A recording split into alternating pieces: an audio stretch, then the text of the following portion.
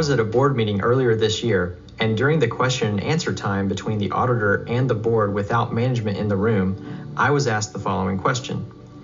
Did you perform an audit, or did you just give us the numbers given to you? Now, I chuckled because I was caught off guard, but I recovered and answered that we had indeed performed an audit in accordance with relevant accounting and auditing standards, and I gave a brief tutorial of what auditing is, along with a couple of examples of testing. Later, though, I got to thinking, at least someone asked something, and I began to wonder how many board members would want to know what questions to ask their auditor.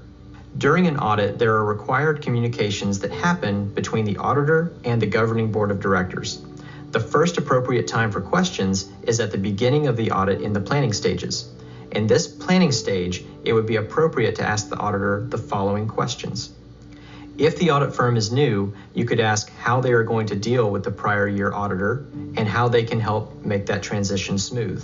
What are the major accounting changes that could affect the audit this year? What is the scope of your audit, and how much reliance can that scope provide that you will detect errors, frauds, or problems with internal controls or illegal acts? In what ways and where do you think our staff could help reduce your time? Does your control assessment of our company enable you to reduce substantive testing? How do you determine materiality, and what is it? How does your audit plan for this year differ from last year to ensure unpredictability to management? Do you anticipate any independence issues? And how do you determine if you are independent? Throughout the audit, you may want to follow up on these questions, but typically there is another audit meeting which is at the end of the audit during the finalization stage. During this audit meeting, it would be appropriate to ask the following questions. Did you run into any circumstances that caused you to change your audit plan in any audit area? Did management give you everything you requested? Were there any areas in the control environment that caused significant alarm? Was there any identified fraud, error, illegal acts, and were there any significant control deficiencies or material weaknesses noted in the control system?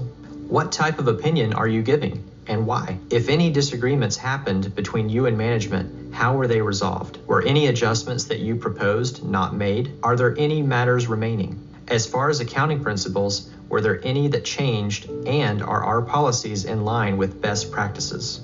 Were there any unusual or significant items that we need to be made more aware of?